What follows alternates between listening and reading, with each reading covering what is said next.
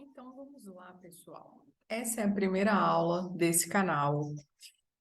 Se você ainda não está me seguindo, clique nesse botão que tem aqui, provavelmente abaixo desse vídeo, onde você vai poder acompanhar todas as aulas e os próximos vídeos que eu postar aqui.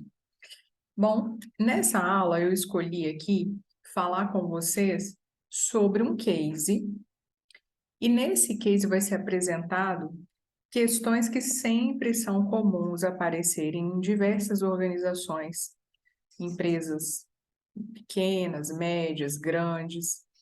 E esse case em específico, ele fala sobre como o gestor, o líder, ele pode identificar nas suas equipes, né, no grupo de trabalho, os talentos, né? E como que ele pode fazer para melhorar a potencialização desses talentos que as pessoas têm, que muitas vezes não estão ligados a questões técnicas, competência técnica, tá bem? Então, eu tenho aqui uma aula completa, mas eu não vou fazer essa aula completa, eu só vou me estender a esses dois pontos. Então, vamos lá. Antes de mais nada, eu gostaria de falar com vocês sobre um conceito, um fundamento aqui, que é bem interessante para ser analisado, tendo em vista o que a gente está falando, que é desenvolvimento de pessoas, análise de competências que não estão aí para ser identificadas através de um teste comum, como uma prova, um teste de conhecimento, tá? Então, naturalmente, os talentos, aquelas habilidades natas da pessoa, ela se sobressai independente dela ter todo o conhecimento ou toda a técnica necessária para realizar algo. Do contrário, quando uma pessoa tem todo o conhecimento, toda a técnica para se fazer alguma atividade, alguma coisa, nem sempre ela vai conseguir fazer aquilo de maneira completa, constante e com todo o seu potencial. Por quê? Porque muitas vezes não está para o seu talento nato, ou seja, uma habilidade que a pessoa tenha que é natural dela. Tudo bem? Então, com isso em mente, nós vamos analisar, como eu disse, só mais um lembrete, tá? Esse daqui é um lembrete bem importante, porque ele fala de como que nós funcionamos naturalmente. E eu coloquei aqui só para poder chamar a sua atenção, que é o seguinte: normalmente nós reagimos, na verdade, sem pensar muito, porque a gente acessa informações que estão ali bem frescas na nossa mente. E isso quer dizer, então, que se você criar estímulos para os seus colaboradores, é muito provável que o efeito é que eles sejam induzidos a agirem mais e não apenas a reagirem. Por isso que desde pequenos lembretes até treinamentos funcionam muito bem para isso. Bem, dito isso, vamos passar aqui então para o nosso case. E eu quero iniciar esse case falando fazendo aqui uma breve analogia sobre a ideia de time de trabalho, né?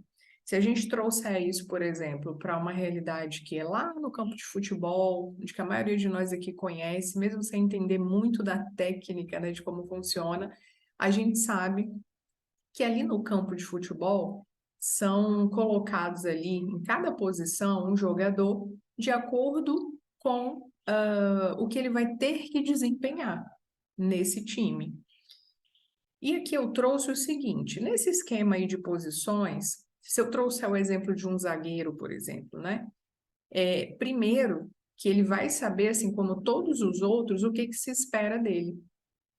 E quando a gente fala sobre isso, a gente está falando aqui sobre qual é a expectativa que se tem sobre aquela pessoa. Tem que estar muito claro e definido aqui, tanto para essa pessoa, quanto para aquele que orienta. Além disso, no caso do zagueiro, e aqui a gente sabe que isso se estende a todos os jogadores, no caso nesse time aqui, mas esse zagueiro em específico, ele precisa de, primeiro, habilidade técnica.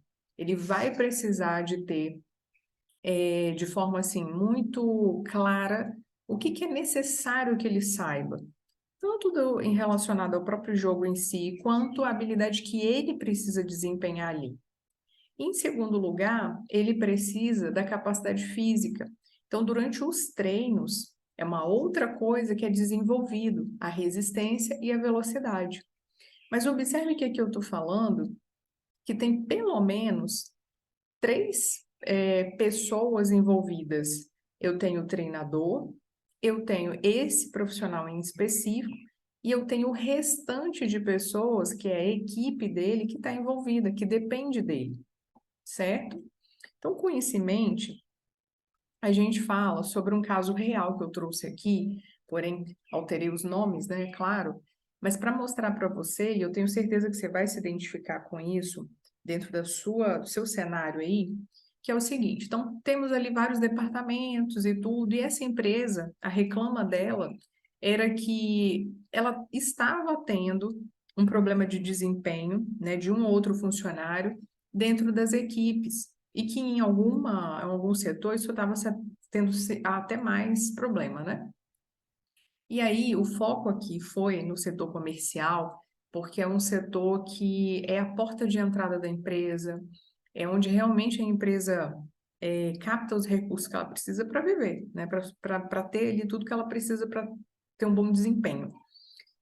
Levando isso em conta, nós fizemos ali uma análise do seguinte: a questão do que era necessário de se ter de capacidade para esse profissional.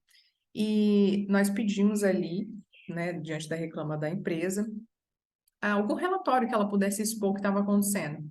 Então, eles disseram que a determinada funcionária, por exemplo, aqui nós demos o nome de Laura, ela foi contratada, tudo, com muita capacidade para desenvolver ali a função dela. Só que nos últimos meses, eles não estavam conseguindo entender, assim como nos outros setores, né, algumas situações em particular, mas nesse caso aqui, o que estava acontecendo que ela não estava conseguindo atingir as metas propostas. Aliás, estava muito aquém. E aqui eu trouxe um exemplo, né, para vocês verem que, considerando que a meta era 100%, e aqui a gente tem na escala número 4, se a gente olhar aqui embaixo nos meses, né, no período de tempo, ó, você vai reparar que apenas em março é que ela chegou um pouco mais próxima do resultado de uma das metas, ok? Essa era a situação. E aí, nesse caso, o que que nós conversamos com a empresa? Nós demos um passo atrás e perguntamos como que estava toda a rotina desde a entrada desse funcionário, assim como de todos os outros. Então, como que a empresa trata disso? E aí a gente percebeu que realmente o departamento responsável, ele estava cumprindo ali com todo aquele passo a passo, né, com as etapas, que era realmente do recrutamento e da seleção, do processo que é feita a avaliação um pouco mais ampla daquele profissional, né, sobre as suas capacidades, descrição de função também estava bem clara, ou seja, até essa etapa tudo estava correndo conforme naturalmente acontece mesmo. Então, não sentia uma falha gigantesca em relação a isso. Bem, tendo em vista que tudo isso estava conforme, nós passamos então a verificar, seguindo aqui, questionar algumas coisas. Por exemplo, essas aqui foram algumas perguntas que eu, na reunião, conversei com eles. Então, qual que era o cronograma de treinamento e desenvolvimento da empresa? Os gestores estavam, de alguma maneira, recebendo feedbacks e relatando sobre os seus setores também? Aconteciam reuniões apenas para falar do capital humano? E quando nós fomos ver ali, realmente isso não estava acontecendo. Então, a gente já começa a criar aqui algum diagnóstico.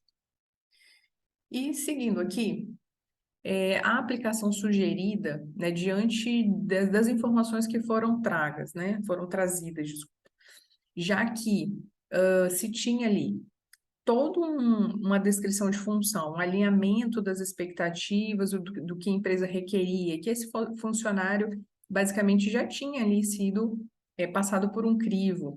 Então, obviamente, alguma coisa precisava ser detectada dentro da esfera da qualidade desse funcionário, ou seja, o que que poderia estar acontecendo, né, com alguns desses e que talvez nos trouxesse a real causa.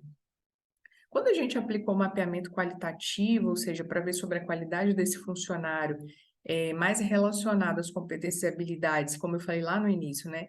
voltada aí para o talento mesmo, aquilo que a pessoa tem como característica predominante nela. A gente fez um levantamento, né, do perfil pessoal e das características, ó, como ele reconhece a valorização, índice de positividade, características pessoais competitivas, referências internas para aquela função ou cargo, a gestão das atividades, uma análise sistêmica. Tudo isso daqui são relatórios que são apresentados para que a empresa tenha uma visão, eu diria, fotográfica realmente daquele funcionário, mas no quesito qualidade, né? Ou seja, o que que essa pessoa realmente, como que ela realmente funciona diante das questões ali que são colocadas para ela. Até porque o comportamento dela trará ou não os resultados. Conforme a gente viu, isso não está acontecendo ultimamente com alguns funcionários. Depois desse levantamento, o que que gera? Né, todos os relatórios. Só que eu gero aqui um resumo, onde a gente consegue ver de forma assim, um pouco mais específica sobre esse funcionário. Então, a gente trouxe aqui no caso da Laura, né, que foi se apresentado aquele relatório, e vimos aqui então sobre a qualidade do profissional dessa pessoa. Então, aqui mostra que ela é uma pessoa altamente negociadora e relacional, que ela prefere ser reconhecida com bônus em dinheiro ao invés de troféu, é a maneira com que ela se sente reconhecida. Ela é altamente competitiva, sua performance não tem muitas interferências com as mudanças de ambiente. Mudou recentemente de empresa porque almejava desafios e crescimento constante. E prefere fazer suas atividades sozinha ou com menos pessoas, pois é voltada para resultados. Por fim, a independência e a autonomia são suas assinaturas profissionais. Então, depois que a empresa recebe esse relatório, a gente, em geral, discute sobre ele, até porque isso aqui é um resumo do resumo, né? Todos aqueles relatórios anteriores que eu mostrei para vocês. Deixa eu voltar aqui, ó. Basicamente, né, porque são alguns, eles trazem informações muito valorosas a respeito do profissional, traz escala, né, de algumas questões aqui, gráficos, onde a gente consegue perceber muito claramente sobre o potencial aí da qualidade dessa pessoa, né, enquanto profissional, enquanto desempenho também das suas atividades. Bom, seguindo aqui, o que que nós fizemos então, que é uma prática que eu tenho, né, em relação a essa questão, né, para se identificar a real questão aqui. Então, a gente foi mensurar aqui os resultados, tanto do relatório qualitativo, como vocês podem ver aqui do lado esquerdo, ó, que eu falei ali atrás, quanto do indicativo técnico, né, que a empresa tinha trazido, mostrando as informações, como foi o desempenho nos últimos meses da profissional. Então, fizemos ali algumas perguntas novamente. O que que é divergente nessa situação? Levando em consideração que Laura, por exemplo, ela possui as capacidades técnicas, né, necessárias para a função, o que está interferindo na baixa produtividade? O que está oculto aqui que a gente não está, né, o gestor ele não está conseguindo ver? Então, eu vou te dar um quadro geral. Daí a gente vai falar sobre isso aqui. Laura, ela foi contratada nessa empresa há quase um ano, né, o desempenho correspondia ali com os requisitos da função. Nos meses de janeiro e março, o gestor da área dela, da área comercial, teve que se ausentar. E aí supôs que Laura o substituiria. Ela, ele a designa então para essa função de substituta, né? E Laura, ela sempre foi muito comprometida, então ela logo aceitou aquele desafio, uma vez que isso também está para a característica de Laura, né? Uma pessoa que gosta de desafio. Só que tem um detalhe, lá no final do relatório de Laura, está bem evidente, né? E foi evidenciado também nas aplicações, nas testagens, né, que foram feitas, que ela tem uma maior velocidade e produtividade quando ela trabalha sozinha ou com menos pessoas. Ali fala, também demonstra que gerenciar a equipe não está na lista de suas melhores habilidades. Isso a deixou dividida em ter que fazer sua parte e olhar outras cabeças. Não se trata de capacidade. E aqui eu já tinha deixado essa pergunta de quais são os principais talentos de Laura, por quê? Porque em meio a tanta informação, o que que a gente sempre precisa estar fazendo? Sendo bem objetivo, né? Nesse caso aqui, sendo bem objetivo em relação a Laura, é uma profissional de qualidade competitiva de rápida, de fazer as coisas rápido, esse é o dinamismo de fazer as atividades dela, e gosta de ser independente. E não se identifica, então, com gestão de pessoas. Não é natural para ela. Sendo assim, de repente, você, né, seja a sua próxima pergunta, que inclusive foi a que eu coloquei aqui e que me fizeram na empresa. Tá, tudo bem. Então, já que é assim, qual que teria sido a melhor solução nesse caso, por parte do gestor? Então, aqui é claro, né, que nós estamos colocando sugestões e esclarecendo essa situação desse ponto de vista. Não significa que isso vai se dar em todas as empresas da mesma maneira, ok? Mas nesse caso aqui, vamos responder essa pergunta. A equipe comercial, ela não deve ter na sua composição apenas perfis como o de Laura, embora seja o mais requerido, certo? O motivo foi o que nós acabamos de ver, ou seja, quando se tem uma equipe, e aqui nós estamos tratando especificamente nessa área comercial, né, nesse setor que é a área comercial.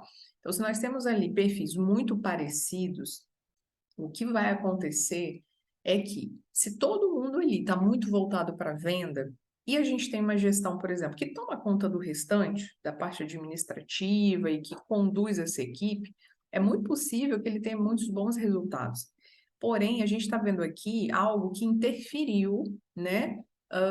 Basicamente ali 2, 3 meses, né? Porque teve algumas situações específicas ali no meio, que fizeram com que essa equipe não trouxesse os resultados que, diga-se de passagem, são muito importantes, porque trata-se de valores, né, consideráveis, inclusive, na situação deles, e que isso não aconteceu. E essas situações podem acontecer em qualquer empresa, né? A gente sabe que, por exemplo, no caso aqui, ó, esse gestor, ele precisou se ausentar, um dos motivos foi férias, que não se tinha alguém específico para substituí-lo, por isso alguém da equipe, e outras tantas situações, né? Então, nesse caso, quais são os principais talentos, né, que é a outra pergunta, para um substituto? Porque Laura, nesse caso, não teve um bom desempenho pessoal com as suas próprias metas, e também são detalhes que ficaram, né, que nós falamos e que não estão aqui, mas que também não teve ali uma boa condição da equipe, por quê? Porque, na verdade, durante o mês, tinha-se ali algumas questões que ela tinha que fazer para administrar ali algumas negociações. Então, nesse caso, sim, o profissional ele tinha que ter uma característica também competitiva, porém, ele teria que ter uma característica de planejador e calculista voltado para pessoas, porque assim ele conseguiria dar conta das atividades dele e também poder fazer ali a condução que era necessária com a equipe, certo? Então, se você estivesse perguntando, tá, mas como que eu vou conseguir identificar na minha equipe pessoas com essa maior propensão, né, seja para ser um substituto ou qualquer outra situação que eu precise?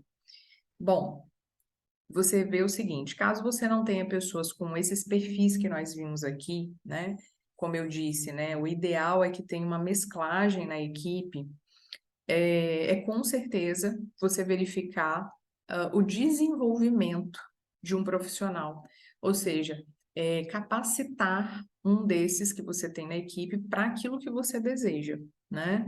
E isso existe todo um passo a passo para que a gente possa fazer essa verificação também, desde iniciando ali se a pessoa quer isso ou não, e se ela realmente tem as condições de fazer, e aí sim ela pode ser treinada, ok? Bom, essa foi a aula, né, que eu separei para poder falar com vocês hoje sobre essa questão de talentos, habilidades natas, como que você pode verificar muitas vezes o que está acontecendo, o que aconteceu aqui nesse case é o que está acontecendo com você. Eu espero que tenha sido proveitoso e que você tire aqui bons insights, né? E se você precisar, em todos os slides você encontra meu e-mail. Aqui no canal você também tem o meu contato, que você pode fazer para tirar mais dúvidas, ou até aqui nos comentários. Fiquem com Deus, até mais.